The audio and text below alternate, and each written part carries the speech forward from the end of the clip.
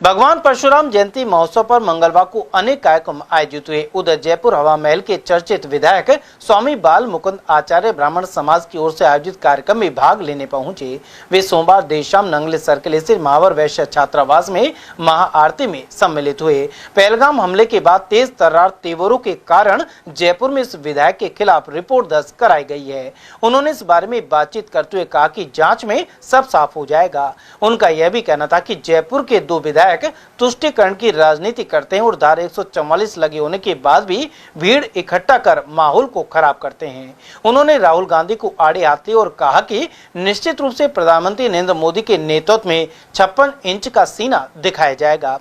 बाल मुकुंद आचार्य ने कहा कि पश्चिम बंगाल की मुख्यमंत्री ममता बनर्जी सनातनियों पर अत्याचार कर रही है। उन्होंने कहा कि मुस्लिम समाज अब भाजपा से जुड़ने लगा है और ऐसे में कुछ राजनीतिक दलों के पेट में दर्द हो रहा है। विधायक का यह भी कहना था कि प्रधानमंत्री नरेंद्र मोदी ने योजना और विकास में किसी के साथ भेदभाव नहीं किया है। संपूर्ण भारतवर्ष में सर्व समाज और ब्राह्मण समाज की ओर से परशुराम जन्मोत्सव पखवाड़ा मनाया जा रहा है, जिसमें अनगिनत सेवाओं के काम हो रहे हैं।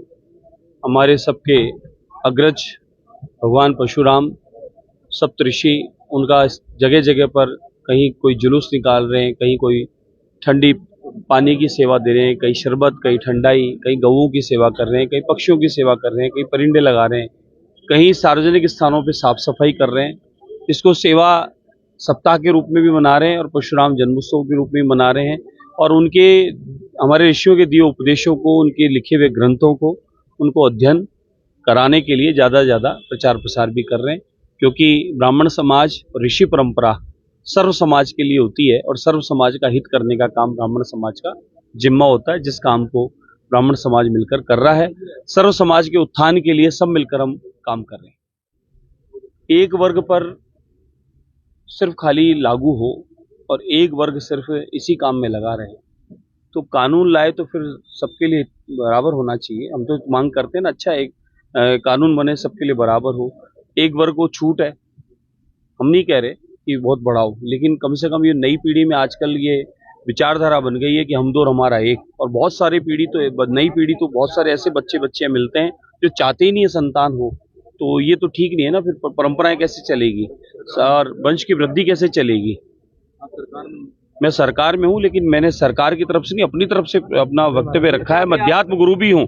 अध्यात्म गुरु होने के नाते मैं लोगों के बीच में बात कहता रहता हूँ कि एक तरफ सिर्फ खाली बढ़ोतरी हो रही है और एक तरफ घट रहा है, तो ये ठीक नहीं है। ऐसा अनुपात भी ठीक होना। और फिर नई पीढ़ी के स्वभाव में ये क्यों ऐसा आता जा रहा है कि संतान एक करनी है कि नहीं करनी है। नई पीढ़ी को कम से कम 2 संतान तो होना ही चाहिए। जो घटना हुई आपको बैक होना पड़ा, जबकि आपका मानना था कि आपने जो कहा वो पाकिस्तान मुर्दाबाद, तो बुरी बात नहीं, मैं उसमें बैक नहीं हुआ हूँ। पाकिस्तान मुर्दाबाद है और आतंकवाद मुर्दाबाद है और हिंदुस्तान से आतंकवाद समाप्त हो गया था, आगे भी होना चाहिए। मैं इसके पूर्णतः पक्ष में हूँ। लेकिन किसी ने कहा कि हमने मस्जिद में जाकर किया, लेकिन वो सच्चाई भी सामने आ गई। वो मस्जिद भी नहीं है, मस्जिद के बाहर की फुटपाथ है जिसके ऊपर हमने जाके किया। जब मंदिर पे किया, गुरुद्वारे पे किया, तो मस्जिद पे करने पे पेट में दर्द क्यों हुआ। तो ये समझ में आता है कौन हिंदुस्तान के साथ है, कौन आतंकवाद के साथ है। ये चीज़ें समझने की ज़रूरत है और किन लोगों को पेट में दर्द है उनको खुल के सामने आना चाहिए। ऐसे समय में तो सबको साथ खड़े होना चाहिए। और हिंदुस्तान में ही संपन्नता समृद्धि व्याप्त है। बाकी और देशों की हालत देखें कि वहाँ कटोरा है, खाने के लाले पड़े हैं और क्या आज उनकी दुर्दशा हो गई है। एकमात्र हिंदुस्तान है और हिंदुस्तान के प्रधानमंत्री नरेंद्र मोदी जी हैं, जिन्होंने बिना किसी भेदभाव के सर्व समाज के उत्थान का काम किया है। आज क्या आयुष्मान योजना का लाभ सबको नहीं मिल रहा? क्या प्रधानमंत्री आवास योजना का लाभ नहीं मिल रहा?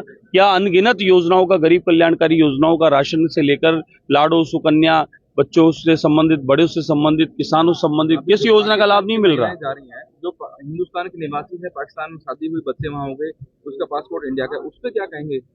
देखिए, वो सब जांच का दायरा है। जांच करके, बहुत सोच विचार करके आदान प्रदान हो रहा है।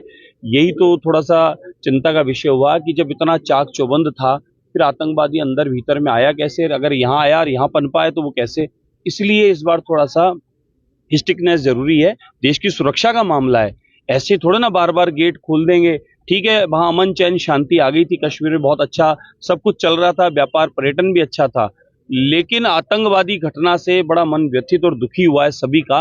और जिनकी जिम्मेदारी अधिक बनती है वो लोग अगर सुरक्षा को देखते हुए कहीं कुछ जांच को कड़क कर दिया है तो उसे बुरा नहीं मानना चाहिए। बदला क्या है आप तो जायज मुझे विश्वास है आदरणीय प्रधानमंत्री नरेंद्र मोदी जी और अमित शाह पर, जिस प्रकार से पहले जो सैनिकों पर हमला हुआ उसका आप सब हमने देखा, सर्जिकल स्ट्राइक हुई और बदला लिया गया। इस बार कोई ठोस कदम उठाया जाएगा, मुझे विश्वास है। हम पूरे देशवासी उनके साथ हैं, उनके हर फैसले के साथ हैं और होना भी चाहिए। ये देश हित के लिए है।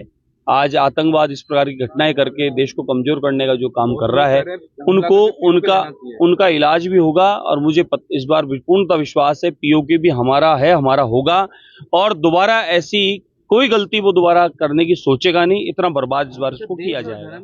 और वहीं इससे पूर्व भगवान परशुराम की प्रतिमा के समक्ष दीप प्रज्वलन से कार्यक्रम का शुभारंभ हुआ। विधायक ने कथा वाचन कर लोगों को भगवान परशुराम के आदर्शों से अवगत भी करवाया। साथ ही कहा कि मोदी और शाह बालाजी हैं जो आतंकवाद की लंका जलाएंगे। उन्होंने युवाओं को जागरूक करते हुए लव जिहाद जैसे गंभीर विषयों पर आगाह किया। और वहीं विधायक बाल मुकुंद आचार्य का अलवर में कई जगह स्वागत हुआ। इस दौरान युवा ब्राह्मण सभा के अध्यक्ष आकाश मिश्रा, एडवोकेट नवनीत तिवारी और सौरभ सहित अनेक युवा मौजूद रहे। इन युवाओं ने विधायक आचार्य को माल्यार्पण किया।